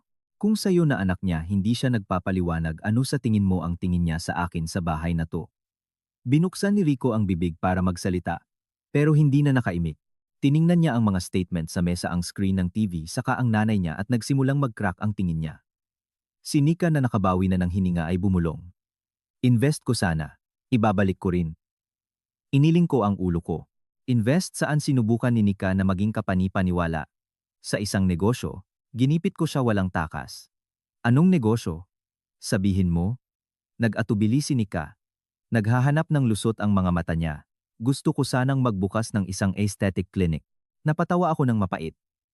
O baka naman natalo mo lahat ng pera sa stock market at sinusubukan mong takpan ang butas gamit ang family fund. Nanlaki ang mga mata ni Nika. Huwag mo akong siraan, nagkibit balikat ako. Hindi kita sinisiraan. Kung anda. Pinagdudugtong ko lang ang mga punto. Kung totoong investment yan, ipakita mo sa akin ang kontrata, ang business plan, ang mga resibo. Kung hindi, isa itong gastusin. Sumigaw si Aling Teresita. Hinila si Nika palapit sa kanya na parang poprotektahan. At kung ginastos niya, ano ngayon, anak ko siya? Ako ang nagbigay. Tiningnan ko siya ng diretsyo. Ang boses ko ay matalas. Kung binigyan ninyo ang anak ninyo ng sarili ninyong pera, walang magsasalita. Pero kung binigyan ninyo siya ng pera mula sa fund na halos lahat ay galing sa manugang ninyo, dapat maging malinaw kayo. Lumingon si Rico sa nanay niya, nanginginig sa galit ang boses. Mama, bakit mo ginawa to? Nagtatrabaho kami ni Eliza, nagbibigay ng pera sa fund, tapos ibibigay mo lahat kay Nika nang hindi kami kinukonsulta. Hinampas ni Aling Teresita ang mesa. Konsulta ako ang ulo ng pamilyang ito, kung ano ang sabihin ko iyon ang tama, ang linyang iyon. Ako ang ulo ng pamilyang ito, ay nagpayelo kay Rico. Nakita ko sa mga mata niya kung paano niya sa unang pagkakataon hindi nakita ang nanay niya bilang isang taong nag-aalala sa pamilya, kundi bilang isang taong umaabuso sa kanyang kapangyarihan. Nagsimulang umiyak si Nika, pero isang kalkuladong iyak. Rico, maganda ang intensyon ko. Gusto kong magtayo ng negosyo para hindi na ako hihingi sa inyo ng pera. Para hindi na hihingi, pero kumuha ka ng E700 ng pauna. Matalino. Hindi na nakaimik si Nika at nasabi na lang, masyado kang istrikta. Agad akong sumagot. Oo, istrikta ako kapag ang pera ko ay ginagamit ng walang kaalam-alam. Tiningnan ako ni Rico na may halong gulat at sakit. Sinabi ng mahina na parang kinukumpisal sa sarili. Hindi ko alam. Hindi ko siya pinagalitan. Isang maikling pangungusap lang ang sinabi ko, sapat para maintindihan niya kung bakit ako umabot sa puntong ito. Hindi mo alam dahil hindi mo gustong malaman. Yumuko si Rico. Muling bumalik si Aling Teresita sa kanyang emosyonal na taktika. Anak, makinig ka. Pinag-aaway tayo ng asawa mo. Itinaas ni Rico ang tingin, garalgal ang boses. Mama, huwag ka nang magsalita pa. Nakikita ko ang ebidensya. Naghari ang katahimikan sa kwarto. Naka-on pa rin ang TV na may transfer sa screen. Si Nika ay nakayuko. Si Aling Teresita ay hirap huminga. At si Rico ay parang tinanggalan ng piring sa mata. Alam kong ito ang sandaling kailangan ko, hindi para ipahiya ang kahit sino, kundi para hindi na masabi pa ng asawa ko ang kanyang laging palampasin mo na lang. I-off ko ang screen, iniwan ang cellphone sa mesa, at tiningnan sila isa-isa na may boses na kasing kalmado ng bakal. Sasabihin ko ito ng isang beses pa, para walang malito. Mula ngayon ang pera ko, ako ang mag-administer. Kung magpapatuloy ang family fund, dapat itong maging transparent. Sino ang nagbibigay magkano at saan ginagastos na may mga resibo. Ang modelong si Mama ang nagmamanage at hindi nagpapaliwanag habang kumukuha ng daan-daang libo para ibigay sa anak niya tapos na. Pasensya na, pero hindi ako sasali diyan. Sinubukan ni Aling Teresita na sumagot pero unang nagsalita si Rico mabigat ang boses. Mama, kailangan mong ipaliwanag to. Sa unang pagkakataon hindi automatikong pumanig si Rico sa nanay niya. Naintindihan kong kapag ang katotohanan ay nailantad ng ganoon walang makakapagtago nito sa pamamagitan ng luha o sigaw. At mula sa sandaling iyon alam kong ang digmaan sa bahay na ito ay lumipat na sa ibang larangan. Mas malinaw mas matindi imposible ng takpan ng salitang pamilya. Tiningnan ko si Rico saka sina Aling Teresita at Nika na bumubuo ng isang nagkakaisang panig. Alam kong mula nang lumitaw ang transfer na 10,000 sa screen gumuho na ang anumang dahilan na pamilya tayo. Pero ang pagguho nito ay hindi nangangahulugang aaminin nila ang kanilang pagkakamali. Ang isang taong tulad ni Aling Teresita habang lalong nasusukol lalong sumisigaw para patahimikin ang katotohanan. At tulad ng inaasahan huminga siya ng malalim at nagbago sa isang matinis na tono pinaghalong galit at pait. At ano ngayon kung binigyan ko siya ng ga-7 diong anak ko siya? Kanino ko ibibigay? Kung hindi sa kanya, bakit mo to hinahalungkat? Hindi ako agad sumagot. Dahan-dahan kong sinabi bawat salita ay napakalinaw. Kung binayaran ko ang bill na IF48 ninong 5,500, kanina para na ring tinanggap ko na patuloy na bubuhayin ang buong pamilyang ito. Nagulat si Rico. Siguro'y hindi niya inaasahan na gagamitin ko ang salitang bubuhayin. Si Aling Teresita, na para bang binuhusan ng gasolina ay sumigaw. Bastos. Sasabihin mong nabubuhay kami sayo. Hinampas ko ang mga papel sa mesa nang may tuyong tunog na nagpanginig kay Nika. Ang bastos ay ang paggamit ng pera ng iba nang walang transparency. Ang bastos ay ang paggastos ng pera ng manugang mo at saka mo siya tatawaging kuripot, sagot ko hindi nanginginig. Si Nika sa tabi niya ay nagsimulang umiyak ng malakas pero ang mga luha niya ay hindi na nakapagpalambot sa akin. Sa pagitan ng mga hikbi inakusahan niya ako. Pera lang ang mahalaga sa'yo. Isinusumbat mo. Walang pumilit sa iyong magbigay. Ibinigay mo dahil gusto mo. Bigla akong lumingon sa kanya, nagyayelo ang tingin. 2.8 milyon. Lang ba yon? Natigilan si Nika, nakabukas ang bibig pero walang salita. Alam niyang ang halagang iyon na sinabi ng malakas ay hindi para magyabang kundi para ilantad ang kanyang kawalan ng utang na loob. Si Rico ay hindi gumagalaw parang estatwa. Hindi niya kailanman inisip na itotal ang naibigay ko. Nang marinig ang 2.8 milyon dumilim ang mukha niya na parang tinanggal ang piring na isinusuot niya para hindi makita ang katotohanan. Bumulong siya, Eliza. Ganyan kalaki ang naibigay mo. Hindi ko siya tiningnan nang may pagyayabang, kundi nang may awa. Awa dahil ang lalaking pinakasalan ko ay nabuhay ng 4 na taon sa tabi ko nang hindi alam kung gaano ako dinudugo. Matipid kong sinabi, hindi mo alam dahil hindi ka nagtanong. Si Aling Teresita nang makitang nag-aalangan si Rico ay nagbago ng target.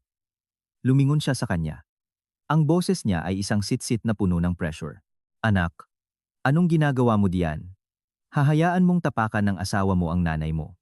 Nag-atubili si Rico, pero bumalik ang tingin niya sa naka-off na screen sa mga statement sa mesa. Hindi niya masabi ang kanyang laging palampasin mo na lang.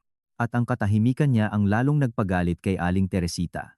Sumugod siya para agawin ang mga papel sa akin, sumisigaw. Akin na. Yan, dinala mo to. Para ipahiya ang pamilya ko ang sama mo. Mabilis akong umiwas, hawak ang mga papel. Ang boses ko ay kalmado pero puno ng babala. Huwag ninyong galawin. Ebidensya ito. Habang lalo ninyong sinusubukang kunin, lalo lang ninyong ipinapakita na takot kayo. Si Nika na hindi na makapagpanggap ay pinunasan ang luha at nagsalita ng may mapanuyang tono. Nagpapakabiktima ka, pero nakinabang ka rin. Ang bahay na to, binigyan ka ng asawa. Isang status. Napatawa ako ng mapait. Anong status? Ang pagiging isang ATM. Galit na sumagot si Nika, sino ang tinatawag mong ATM? Kung sino ang gumagamit ng pera ng iba na parang sarili niya, itinuturing kong ATM ang taong iyon, sagot ko. Hinampas ni Aling Teresita ang mesa, may autoridad. Bukas ibibigay mo sa akin ang sahod mo tulad ng dati. Sa bahay na to, hindi nagtatago ng sariling pera ang mga manugang. Sino ka sa akala mo tiningnan ko siya, hindi kumukurap. Ako ang kumikita ng perang iyan at ang pera ko, ako ang magtatago. Mas lalong sumigaw si Aling Teresita. Maglalakas loob ka. Hindi po ako nagpapaalam, sagot ko walang pag-aalinlangan. Ang pangungusap na iyon ay nagpasabog sa kwarto. Si Rico ay nakanganga, si Nika ay natigilan at si Aling Teresita ay nanginginig sa galit. Dinuro niya ako, halos dumikit sa mukha ko. Basag ang boses niya. Ikaw. Hindi mo ako nirerespeto. Iniling ko ang ulo at sinabi ng diretsyo. Hindi sa hindi ko kayo nirerespeto. Kayo po ang hindi rumespeto sa akin. Itinuring ninyong pwede ninyong kunin at ibigay kahit kanino ang pinaghirapan ko. Lumingon si Aling Teresita kay Rico, hinahanap ang kanyang huling kakampi. Rico, sabihan mo siya ikaw ang lalaki sa bahay. Hahayaan mong umakyat sa ulo mo ang asawa mo. Nagkuyom ng kamao si Rico, namumula sa tensyon ng mukha. Sinabi niya ng may hirap na parabang nilulunok bawat salita. Mama, nag-transfer ka ng KM700 kay Nika nang hindi mo sinasabi sa akin. Pinutol siya ni Aling Teresita. Ginawa ko yon para sa pamilya. Sumagot si Rico, this time mas malakas. Ang tanong na iyon ay parang isang sampal sa hangin. Namutla si Nika. Ito ang unang pagkakataon na hindi pumanig sa kanya si Rico. Sumugod siya, maasim ang boses. Rico, siya ba ang pakikinggan mo? Gusto niyang paghiwalayin ang pamilya. Tiningnan ko si Nika at sinabi ng diretsyo.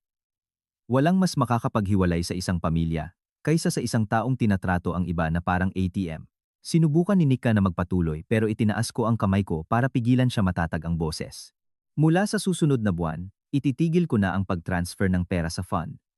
Kung sino ang may gustong luho, bayaran niya.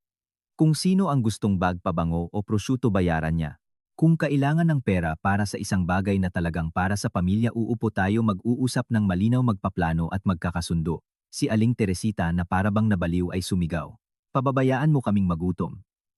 Tiningnan ko siya ng diretsyo. Hindi magugutom ang pamilyang ito nang wala ako. Nasanay lang silang mabuhay ng napakasarap dahil sa akin. Lumingon si Rico sa akin, garalgal ang boses. Eliza, dinadala mo ang mga bagay sa sukdulan. Ang hindi pagdadala nito sa sukdulan ay isang pagkakamali, sagot ko. Saka ko siya tiningnan at sinabi ang isang bagay na nagpatahimik sa kanya. Mas gusto mo bang magpatuloy akong magbayad para maging mapayapa ang bahay mo, o mas gusto mong maging mapayapa ang bahay mo sa isang paraan na makatarungan? Walang sumagot. Naintindihan ng lahat na hindi na ito isang simpleng away tungkol sa grocery. Isa itong deklarasyon ng giyera. Hindi na ako nagpapaalam para respetuhin. Gumuhit ako ng isang linya.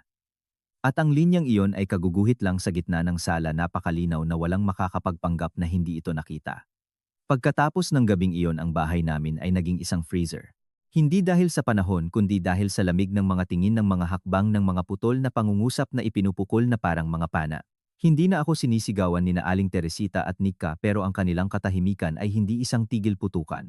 Ito ang katahimikan bago ang bagyo. Nakatira ako sa isang bahay kung saan bawat kainan ay isang interogasyon na walang salita. Dumadaan si Nika sa tabi ko na parabang invisible ako. Kung tatanungin ko siya ng simpleng, kumain ka na, hindi siya sumasagot, itataas lang ang baba at tatalikod. Bumalik si Aling Teresita sa dati niyang taktika, ang mga parinig. Nagsasalita siya ng malakas para marinig ng mga kapitbahay, pero para sa akin talaga.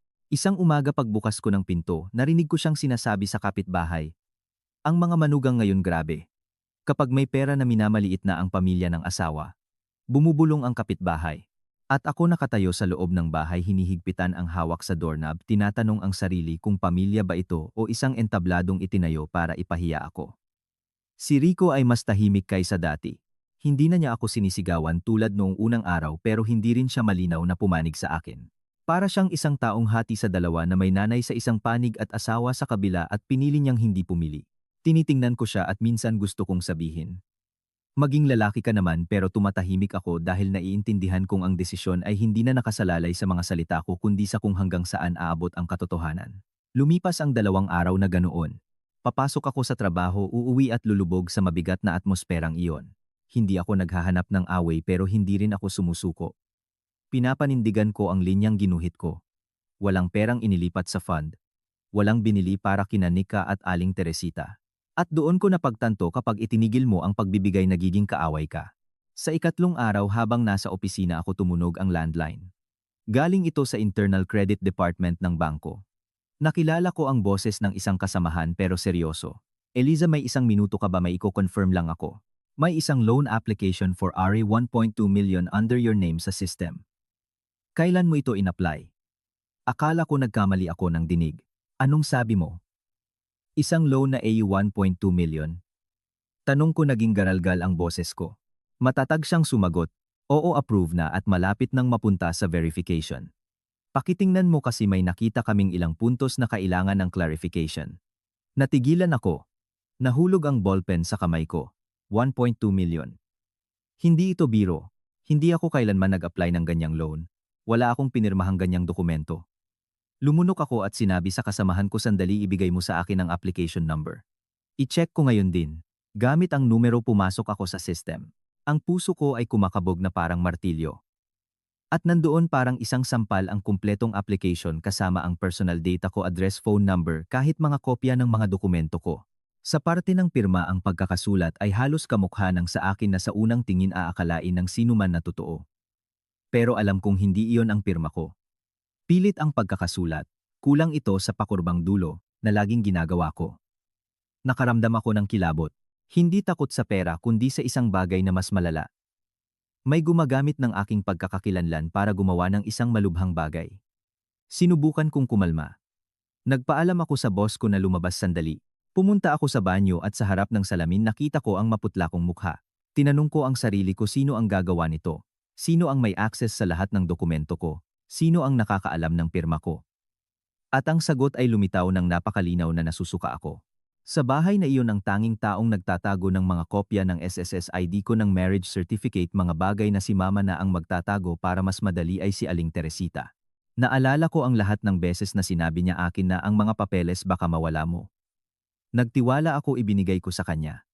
Puwede akong maging may utang na AU 1.2 million nang hindi ko alam. Bumalik ako sa pwesto ko, humiling ng kopya ng loan application tulad ng pinapayagan ng internal rules. Hiniling ko sa kasamahan ko sa credit na hayaan akong i-print ang parte ng pirma at mga dokumento. Nang makita ang mukha ko tinanong niya ng mahina. Hindi ko ikinuwento lahat, sinabi ko lang, kailangan ko ng kopya para i-verify. Hindi ako nag-apply ng loan na to. Nagulat ang kasamahan ko, pero naging maingat siya. Ayusin mo yan agad, Eliza. Pwedeng magkaroon yan ng legal consequences. Lumabas ako ng bangko, hawak ang mga papel na kasing bigat ng isang lapida. Hindi ako tumakbo pa uwi. Hindi ako tumawag na sumisigaw. Alam kong kung mawawala ako sa sarili, aakusahan nila akong nag-iimbento. Kailangan kong maging malinaw, harapin ito sa tamang paraan. Pagdating sa bahay, binuksan ko ang pinto. Kakaiba ang katahimikan. Nakaupo si Aling Teresita sa sala na parang hinihintay ako. Si Nika ay nagse-cellphone. At wala pa si Rico. Dumiretso ako sa mesa. Inilaglag ko ang mga papel ng may malakas na tunog na umalingaw sa tahimik na kwarto. Itinaas ni Aling Teresita ang tingin, tiningnan ang mga papel at saka ako na may parehong ekspresyon ng isang taong sanay na may kontrol. Nagulat si Nika at pinatay ang screen ng cellphone. Tiningnan ko si Aling Teresita ng diretsyo. Ang boses ko ay hindi malakas pero sapat na matalas para putulin ang anumang pag-atras. Ginamit ninyo ba ang pangalan ko para kumuha ng loan? Ang tanong ay bumagsak na parang bato. Natigilan si Aling Teresita. Nanlaki ang mga mata ni Nika. Sa isang sandali walang nagsalita, at sa sandaling iyon nalaman ko ng may katiyakan na hindi na ito isang kuwento ng supermarket o ng mga nakalimutang wallet o ng mga kahihiyan. Ito ay isang legal na usapin, at kung ginawa nila ito ang presyong babayaran nila ay hindi matutumbasan ng paghingi ng tawad. Nakarecover si Aling Teresita at umiling.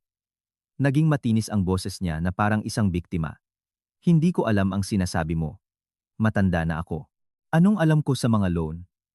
Habang nagsasalita, idinadampi niya ang kamay sa dibdib, umaarteng nasasaktan. Si Nika sa tabi niya ay nanigas, walang tigil sa pagkurap, hawak-hawak ang cellphone na parabang takot na baka makawala ang katotohanan. Hindi ako nakipagtalo.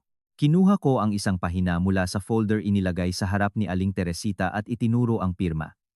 Tingnan ninyong mabuti. Ito ay isang pirma na may pangalan ko. Tiningnan niya ito ng padaplis at umiwas ng tingin. Kahit tingnan ko wala akong maintindihan. Sa bangko ka magtanong. Itinaas ko ang boses. Sa unang pagkakataon sa buhay ko ginamit ko ang ganitong tono sa biyenan ko dahil alam kong kung magiging malambot ako itatanggi nila lahat.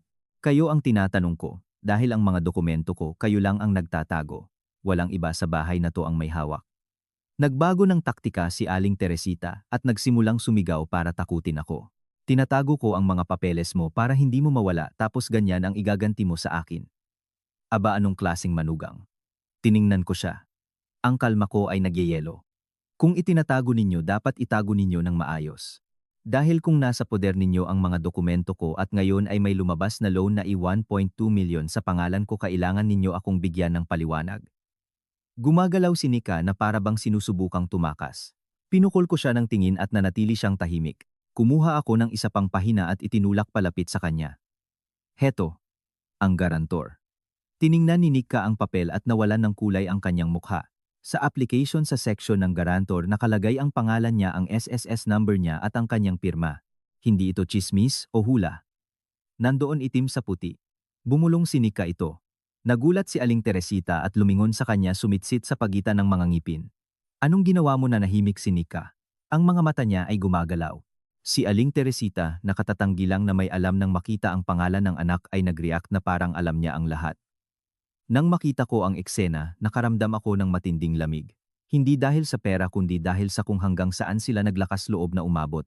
Ang modus sa supermarket ay isang ensayo lang. Ang tunay na tira ay itong 1.2 milyon. Sakto pumasok si Rico.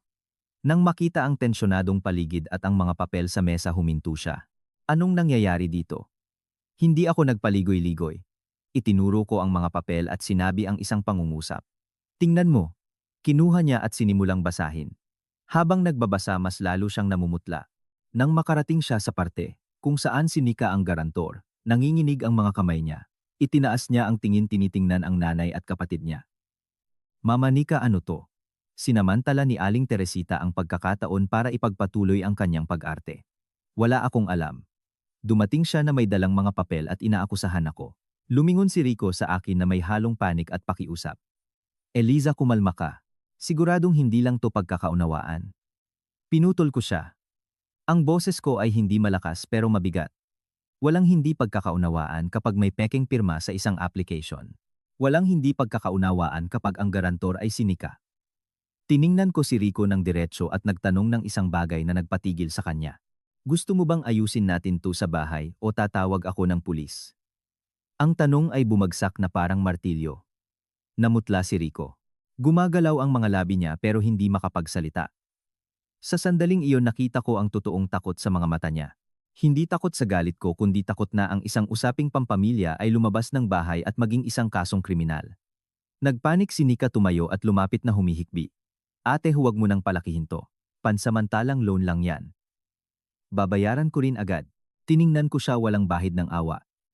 Para humiram, nagpapaalam. Hindi namemeke ng pirma. Mas lalo pang umiyak si Nika, kumakapit sa braso ko. Ate, please. Nagkamali lang ako. Si Mama ang nagsabi sa akin na gawin ko. Sabi niya siguradong hindi mo malalaman. Nang marinig iyon, sumigaw si Aling Teresita. Tumahimik ka. Anong kalokohan niyang pinagsasabi mo? Lumingon ako sa kanya na may mapait na ngiti. Sabi ninyo kanina wala kayong alam tapos ngayon pinapatahimik ninyo si Nika. So alam ninyo o hindi? Hirap huminga si Aling Teresita, nanlalaki ang mga mata, wala ng kalma para umarte pa. Si Rico sa gitna ng lahat ay maputla, tinitingnan ang nanay at kapatid niya na parang ngayon lang nalaman na nakatira siya sa isang bahay kung saan pwedeng manipulahin ang katotohanan anumang oras. Hindi ko hinayaang mauwi sa away ang sitwasyon. Kinuha ko ang cellphone ko at binuksan ang messaging app, may handang draft para sa legal department ng bangko. Huminto ang daliri ko sa send button. Sinabi ko bawat salita ay malinaw. Na-verify ko na sa system na ang application na ito ay may pekeng pirma. Kapag sinend ko to, mag-uumpisa ang bangko ng internal investigation at kung may basehan ipapasa nila ang kaso. At doon wala nang makakapagsabi na palampasin na lang. Sumugod si Rico at hinawakan ang pulso ko. Ang boses niya ay halos isang pakiusap. Tiningnan ko siya at ang tingin ko ay hindi na tingin ng isang sunod-sunurang asawa na sinusubukang iligtas ang kanyang kasal. Tinanong ko siya ng diretso, walang atrasan. Pipiliin mo bang ipagtanggol ang nanay at kapatid mo o pipiliin mo ang tama? Binuksan ni Rico ang bibig pero hindi makasagot. Si Aling Teresita ay natigilan. At si Nika ay iyak ng iyak. Ang kwarto ay napuno ng nakakabinging katahimikan. Pinanatili kong hindi gumagalaw ang kamay ko sa ilalim ng kamay ni Rico, pero ang daliri ko ay nakalutang pa rin sa send button. Hindi ito nanginginig. Isa lang ang malinaw sa akin. Kung pipindutin ko ang button na iyon, sasabog ang lahat. At wala nang makakagamit pa ng salitang pamilya para pagtakpan ang isang krimen. Tiningnan ko si Rico ng ilang segundo pa at saka marahang inalis ang kamay niya sa pulso ko. Hindi dahil hindi ko na mahal ang asawa ko kundi dahil naintindihan kong kung susuko ako ngayon uulitin nila ito bukas mas tuso lang. Ipinatong ko ang cellphone sa mesa. Ang boses ko ay kalmado pero matatag. Sige, hindi ko isesend ngayon, pero susundin ko ang proseso. Akala ni Rico ay sumusuko ako. Medyo gumaan ang mukha niya. Pero ang sumunod kong sinabi ay nagpayelo sa kanya. Bukas ng umaga, hihingi ako ng ilang oras na leave. Iimbitahan ko ang credit at verification staff na pumunta sa bahay para personal na i-check ang pirma. Gulat na gulat si Rico. Nababaliw ka na ba? Mag-iimbita ka ng mga estranghero sa bahay. Usapin to ng pamilya tayo ang mag-aayos. Tiningnan ko siya sa mata at nagtanong ng isang bagay. Natatakot ka bang mapahiya o matuklasan ang katotohanan? Hindi na nakaimik si Rico. Si Aling Teresita, na para bang naapakan ay sumigaw. Huwag kang maglakas loob. Sa ginagawa mo, gusto mo lang akong ipahiya sa lahat. Hindi ako sumigaw. Kalmado ko lang sinabi. Kung may kahihiyan, o wala, nasa sa inyo yan. Hindi ako ang pumirma kaya hindi ko babayaran ang utang. Kung patuloy ninyong itatanggi kailangan natin ng isang eksperto para i-verify. Nagsimulang umiyak si Nika at kumapit kay Rico. Rico, sabihin mo isang bagay. Kung hindi lagot ako. Lumayo si Rico. Sa unang pagkakataon nakita ko sa mga mata niya ang pinaghalong awa at takot para sa kanyang kapatid. Takot dahil naintindihan niyang kung totoo ang loan hindi lang ako ang malulubog kundi pati siya. Ayokong gawing kaaway si Rico. Gusto ko lang natigilan na niya ang pagiging basahan na tinatapakan ng nanay at kapatid niya para yurakan ako. Halos hindi ako nakatulog ng gabing iyon. Hindi ako umiyak. Nakatitig lang ako sa kisame inuulit sa sarili na kailangan kong manatiling kalmado. Kinaumagahan gumising ako ng maaga. Tinawagan ko ang kasamahan ko sa credit at maikling ipinaliwanag ang sitwasyon. Hinihinala kong pineke ang pirma ko sa isang loan application sa pangalan ko. Hinihiling ko na isang verification team ang pumunta sa bahay ko para personal na i-compare ang pirma alinsunod sa proseso. Sa kabilang linya naging seryoso ang tono niya. Eliza, delikado to. Pero kung kinumpirma mong hindi ka pumirma kailangan nating kumilos. Tumango ako. Pananagutan ko ang mga sinabi ko. Bandang 10:00 ng umaga may nag-doorbell. Binuksan ko ang pinto. 2 empleyado ng bangko, isang lalaki at isang babae na may mga ID. Magandang umaga, Mrs. Eliza. Nandito po kami para tumulong sa verification ng application ayon sa hiling ninyo. Pinapasok ko sila. Nang makita ang mga estranghero si Aling Teresita na nasa sala ay nag-iba ng tono, naging malambing na parabang siya ang pinakamabait na tao sa mundo. Naku, kung may hindi lang pagkakaunawaan pwede naman nating pag-usapan bilang pamilya. Hindi na sana naabala pa ang mga batang ito. Naglagay ako ng isang basong tubig sa mesa para sa mga empleyado at lumingon sa kanya sinabi ang isang pangungusap. 4 na taon na po tayong nag-uusap bilang pamilya at tinatrato ninyo pa rin akong ATM. Ngayon kailangan natin ng mga testigo. Si Rico sa tabi ko ay bumulong. Eliza, sumusobra ka na. Tiningnan ko siya. Ang boses ko ay mahina pero matalas. Ang pagsosobra ay ang pamemeke ng pirma, hindi ang pag-verify nito. Nanahimik si Rico.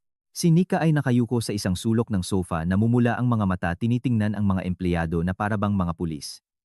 Binuksan ng babaeng empleyado ang isang folder. Mrs. Eliza, pakipirma po dito ng 3 beses para makompare namin sa pirma sa application. Tumango ako. Pumirma ako ng walang pag-aalinlangan. Ikinumpara ng empleyado ang mga pirma doon mismo. Sa loob ng ilang segundo nagbago ang mga tingin nila. Mrs. Eliza, ang pirma sa sample at sa application ay may malaking pagkakaiba. Ang stroke at dulo ay hindi magkatugma. Huminga ako ng malalim, hindi dahil sa tuwa kundi dahil ang katotohanan ay may boses na sa wakas. Kinuha ko ang cellphone ko at ipinakita sa kanila ang ilang litrato. Ang mga litratong ito ay kinuha ko noong araw na nadiskubre kong ginalaw ang drawer kung saan itinatago ng biyenan ko ang mga dokumento ko. May ugali akong kunan ng litrato ang mga mahahalagang bagay at hinihinala kong may naghalungkat. Ang hangin sa kwarto ay sobrang tensyonado na maririnig ang tunog ng ballpen sa papel. Hindi na nakapagpanggap pa si Aling Teresita. Tumayo siya, maasim ang boses. Napakasamang manugang. Gusto niyang ipakulong ang biyenan niya. Huwag ninyo siyang pakinggan. Nag-iimbento lang siya. Tiningnan ko siya ng diretso. Hindi nanginginig ang boses ko. Kung sino ang gumawa siya ang magbabayad. Hindi ako pumirma kaya hindi ko sasagutin ang utang. Dinuro ako ni Aling Teresita, nanginginig sa galit. Maglalakas loob ka. Nakakalimutan mong nakatira ka sa bahay ko. Nakatira ako gamit ang sahod ko. Hindi gamit ang mga peking pirma. Sinubukan ni Rico na mamagitan sa mga empleyado. Siguro po. Siguro pwede naming ayusin bilang pamilya. Pinanatili ng empleyado ang kanyang profesionalismo. Pasensya na po pero ang fraud verification ay isang mandatory procedure. Kung kinumpirma ng kliyente na hindi siya pumirma, kailangan naming ipasa ang kaso sa legal department. Nang marinig ang salitang legal, namutla ang mukha ni Aling Teresita. At si Nika ay mas lalong yumuko. Lumingon si Rico sa akin halos nagmamakaawa. Eliza, ayusin na natin to. Huwag na nating palakihin. Tiningnan ko siya na may nagyeyelong mga mata at sinabi ang kailangan niyang marinig. Ang pag-aayos nito ay ang pagtatakip, di ba? Pagtatakip para mapanatili ang kapayapaan sa bahay habang buhay kong pinapasan ang utang. Hindi na nakasagot si Rico. Yumuko siya na parabang sa unang pagkakataon na intindihan niya ang presyo ng pananahimik. Bago umalis, sinabi sa amin ng empleyado na kailangan kong pumunta sa branch para sa karagdagang verification at na ang kaso ay mapupunta na sa legal. Nang umalis sila, narinig ko si Aling Teresita na bumuntong hininga na parang nawalan ng lakas. Si Nika ay bumagsak sa sofa. Si Rico sa gitna ng sala ay tinitingnan ako na parang gustong humingi ng tawad pero hindi magawa. Alam kong mula nang pumasok ang dalawang empleyadong iyon sa bahay, nalampasan na nito ang kakayahan ni na Aling Teresita at Nika na magmanipula. At tulad ng gusto ko, ang katotohanan ay hindi na nakasalalay sa salita ng sinuman. Ito ay nasa isang application sa isang proseso at malapit nang mapunta sa kamay ng legal department. Pagkaalis ng mga empleyado ng bangko, ang bahay na inaasahan kong hihinahon na ay naging entablado para sa susunod na palabas. Hindi si Aling Teresita ang tipo na tumatanggap ng pagkatalo. Inilalagay ko pa lang ang folder nang makarinig ako ng ingay sa gate. Dumarating ang mga kamag-anak, ang buong angkan ng asawa ko. Si Aling Teresita sa gitna ng sala ay sinimulan na ang kanyang drama, umiiyak ng malakas para marinig ng lahat. Ang manugang at anak ko tinatrato akong kaaway. Nagdala sila ng tagabangko sa bahay para ipahiya ako. Gusto nila akong isukol. Pagbukas ko ng pinto, ang mga tito at pinsan ay nakatingin sa akin na parabang ako ay isang kriminal. Si Nika sa tabi niya ay nagdadagdag ng gatong. Gusto niya kaming palayasin para masolo si Rico. Inimbento niya lang yang loan para isisi kay mama. Isang tiyahin ang laging pinakapakialamera ang dumuro sa akin. Ang ganyang manugang dapat palayasin. Ako sa gitna nilang lahat ay hindi na nakakaramdam ng galit kundi isang malalim na lamig. Isang lamig sa pagkakita kung gaano kadaling paniwalaan ang mas malakas umiyak anuman ang katotohanan. Si Rico sa tabi ko ay tensyonado na trap. Pinilit siya ni Aling Teresita. Gusto kang patayin ng asawa mo. Hindi ako pumasok sa away. Alam kong walang silbi. Kinuha ko ang cellphone ko. Mama, bakit ninyo sila tinawagan? Para pilitin akong manahimik o para gawin akong may kasalanan? May kasalanan ka, sigaw niya. Pinindot ko ang play button. Ang boses ni Nika, tumatawa ang pumuno sa sala. Hayaan mong si Eliza ang magbayad. Hindi yan papalag. Natahimik ang lahat. Si Aling Teresita, maputla, ay sinubukang gumanti. Ang pagre-record sa pamilya mo ay gawa ng masamang tao.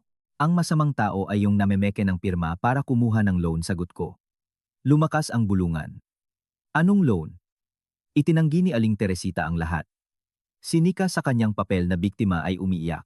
Inimbento niya lang yan para saktan kami. Tiningnan ko si Nika nang may kalmadong ikinagulat ko mismo. Pero bigla siyang humakbang, kumuha ng isang nakaprint na papel at itinaas ito na parang hindi matututulang ebidensya. Siya ang may utang. Inimbento niya lahat para pagtakpan ang sarili niyang gulo. Tiningnan ko ang papel. Isang magaspang na peke. Kung nagpanik ako, talo sana ako. Pero hindi. Lumapit ako, tiningnan si Nika at saka silang lahat. Ang boses ko ay nagyeyelo. Sige. Pumunta tayo sa isang handwriting expert. Kung sino ang nagsisinungaling, siya ang managot. Natigilan si Nika. Hindi niya inaasahan na hindi ako matatakot. Naghahanap ng lusot si Aling Teresita. Namutla si Rico, na iintindihan na kung peke ang papel na iyon, mas lalong nalulubog ang nanay at kapatid niya. Ibinulong ko sa kanya. Nakikita mo. Hindi lang nila ako gustong piliting magbayad, gusto nila akong gawing may kasalanan. Ang tribunal ng pamilya na itinayo ni Aling Teresita para isukol ako ay naging sarili niyang bitag. Dahil sa pagpayag ko lang sa isang verification, ang mga kasinungalingan nila ay magiging ebidensya laban sa kanila. At alam kong mula sa sandaling itinaas ni Nika ang papel na iyon, nagbago na ang laro. Ngayon kung sino ang nagsinungaling, siya ang magbabayad. Matapos ang alok kong pumunta sa isang handwriting expert, na tahimik ang kwarto. Ang mga kamag-anak ay hindi na nagsasalita ng may kumpiyansa. Tinapos ko ang usapan. Sa ngayon walang silbi ang mga salita. Pumunta tayo sa branch ng bangko sa legal department. May mga kamera at proseso. Malalaman kung sino ang nagsasabi ng totoo. Ilang sandali pa nasa kotse na ako kasama sina Rico at Nika papunta sa bangko. Pagpasok iba ang atmosphere. Walang lugar doon para sa luha o akusasyon para lang sa ebidensya. Dinala kami sa isang kwarto na may kamera. Isang lalaki mula sa legal department ang dumiretso sa punto. Ginang kinukumpirma ninyo na ang pirma sa loan application na Air 1. 2 milyon sa pangalan ninyo ay pineke. Opo, sagot ko at hinihiling kong imbestigahan ito. Lumingon siya kina Nika at Rico. Ang head of security ay nag-play ng isang recording mula sa mga kamera. Nakita ang isang taong may cap at face mask na nag-aabot ng mga papel. Ang tindig ang paraan ng paghawak ng ballpen. Pamilyar. Tumingin si Rico ng diretsyo sa screen, nagbago ang mukha. Lumingon siya kay Nika. Nika, ikaw. Yan. Tumalon si Nika sa upuan. Hindi ako yan. Malamig na sinabi ng lalaki mula sa legal. Kung sinasabi ninyong hindi kayo pwede kaming humiling ng handwriting at voice analysis, pag-isipan ninyong mabuti. Si Nika na takot ay sinubukang ibaling ang usapan. Sinamahan ko lang si Mama. Hinawakan siya ni Rico sa braso. Sabihin mo ang totoo. At sa sandaling iyon ng panik binitiwan ni Nika ang pangungusap na nagbunyag ng lahat. Pumirma lang ako para sa kanya. Anong masama doon? Napakabigat na katahimikan. Natigilan si Rico. Ang mukha niya ay nagbago mula sa gulat patungo sa kahihiyan. Itinaas ng lalaki mula sa legal ang tingin. Inamin ninyo na kayo ang pumirma para sa kanya. Tinakpan ni Nika ang bibig. Huli na. Nandelangkan anana. Lumingon ako kay Rico. Pumirma para sa kanya. Ano sa tingin mo ang naging tingin nila sa akin sa loob ng 4 na taon? Tumunog ang cellphone ni Rico. Ang nanay niya. Lumabas siya para kausapin pero narinig ko ang sumisitsit niyang boses. Anak, protektahan mo ang pamilya. Huwag mong hayaang lumabas to. Pagbalik niya maputla siya. Sinabi ng tagaligal na kung hindi maaayos ang sitwasyon at mababayaran ang danyos, ipapasa na ang kaso sa mga awtoridad. Nang marinig iyon, humagulgol si Nika. Bumagsak si Rico sa upuan. Tiningnan ko ang abogado. Hindi ko kailangan ng awa. Gusto kong maprotektahan ang mga karapatan ko. Sa sandaling iyon, alam kong naintindihan na ni Rico sa wakas na ang kanyang pamilya kung hindi mapipigilan ay hihilahin silang lahat sa putik. At wala na akong dahilan para magpahila. Pauwi tahimik ang kotse. Si Rico ay parang isang robot. Gabi na siyang dumating. Tumayo siya sa pinto na parang hindi alam kung paano pumasok. Elisa, mahina niyang sinabi. Sorry. Hindi ko akalain na aabot sila sa ganito. Hindi ako sumagot. Pumunta ako sa kwarto, kumuha ng maleta at binuksan. Anong ginagawa mo? Tanong niya nag-aalala. Kumuha ako ng isang sobre at inilagay sa mesa. Nasa loob ang divorce papers at isang breakdown ng lahat ng perang naibigay ko sa pamilya. Kailan mo pa to inihahanda? Tanong niya, basag ang boses. Tiningnan ko siya ng diretsyo. Mula nang maintindihan kong hindi mo ako kailanman po protektahan. Hindi totoo. Yan, nagmakaawa siya. Magbabago ako. Sasabihin ko kay Mama na lumipat na. Ako na ang hahawak ng pera. Hindi ko hahayaan si Nika. Pinutol ko siya. Nagbabago ka lang dahil takot kang mawala ako. Nasaan ka habang nagtitiis ako? Sa sandaling iyon, bumukas ng malakas ang pinto. Pumasok si Aling Teresita, sumisigaw. Kung makikipag-divorce ka, aalis ka nang walang dala. Voluntaryo mong ibinigay ang pera. Kinuha ko ang cellphone at nag-play ng isa pang recording. Ang sarili niyang malamig na boses. Ang pera sa fund galing sa manugang. Obligasyon niyang magbigay. Hindi na nakaimik si Aling Teresita. Tiningnan siya ni Rico. Saka ako. Saka ang divorce papers. Napuno ng masakit na pagkaunawa ang mga mata niya. Sa unang pagkakataon, humarang siya sa pagitan namin ng nanay niya nang sumugod ito. Tama na, masigaw niya. Wala akong naramdamang tagumpay. Nalaman ko lang na hindi na ako kabilang sa bahay na iyon. Inayos ko ang maleta. Nang mahinahon, kinuha ang mga dokumento ko at mahahalagang gamit. Aalis ka na ba talaga? Malungkot na tanong ni Rico. Hindi ako umaalis dahil sa galit, sagot ko. Umaalis ako dahil wala na akong tiwala. Kinaladkad ko ang maleta palabas ng bahay na iyon sa isang malamig na gabi. Hindi ako umiyak. Nakaramdam ako ng kawalan na parabang may isang malaking pabigat na natanggal sa akin. Ilang araw ang lumipas, inayos ng bangko ang usapin. Kinailangang sagutin ni na Aling Teresita at Nika ang utang at pumirma ng isang kasunduan. Si Nika ay na-flag sa credit risk system. Wala akong naramdamang kasiyahan ginhawa lang dahil hindi ko na kailangang pasanin ang utang ng iba. Pinuntahan ako ni Rico. Bigyan mo ako ng isang pagkakataon, pakiusap niya, namumula ang mga mata. Kalmado akong sumagot. Binigyan kita ng 4 na taon at ginamit mo iyon para manahimik. Umamin siya na alam niyang ginagamit ng nanay niya ang pera ko pero akala niya ay usaping pamilya lang. Ang pamilya, sabi ko, ay hindi dahilan para abusuhin ng malakas ang mahina. Tumawag din si Aling Teresita. Minsan para insultuhin ako, minsan para umiyak at pakiusap ang bumalik ako. Ang mga pagkakamali ay itinatama sa gawa, hindi sa luha, sabi ko bago ibaba ang tawag. Lumipat ako sa isang maliit na apartment. Simple pero payapa. Ako na ang humahawak ng sarili kong pera, nagluluto ng gusto ko, namumuhay ng sarili kong buhay. Minsan tinitingnan ko ang resibo ng supermarket. Yung 500, hindi iyon tungkol sa pera. Ito ay tungkol sa ugali ng paghamak. Ang katiyakan na ako ang dapat magbayad. Ipinapaalala nito sa akin na kung sumuko ako noong araw na iyon, mas malalaking utang pa ang binabayaran ko ngayon. Ang mga tao ay hindi nagiging abusado ng bigla na lang. Ginagawa nila ito dahil naniniwala silang hindi ka papalag. Minamanipula ka nila dahil naniniwala silang mas malakas ang takot mo sa kahihiyan sa sasabihin ng iba sa pagsira ng pamilya, at minsan ang takot na iyon ang pinakamatibay na kadena. Si Rico na naipit sa pagitan ng kanyang ina at asawa ay naintindihan sa wakas na ang katwiran ay wala sa kung sino ang mas malakas sumigaw, kundi nasa kung sino ang may hawak ng katotohanan. Isang katotohanang matagal niyang binaliwala. Noong huling beses siyang dumalaw, bago umalis, tinanong niya, "Mahal mo pa ba ako?" Nanahimik ako sandali at saka sumagot ng tapat. Ang pagmamahal hindi nawawala sa isang araw. Pero hindi ka pwedeng mabuhay sa pagmamahal lang habang tinitiis ang hindi na matitiis. Tumango siya na parabang tumatanggap ng isang katotohanang dapat niya nang nakita matagal na. Minsan ang pagtalikod ay hindi paghihiganti. Ito ay isang simpleng paraan para simulan ang sarili mong buhay nang walang ibang pumipirma para sayo. Nasa supermarket ako kasama ang biyenan at hipag ko.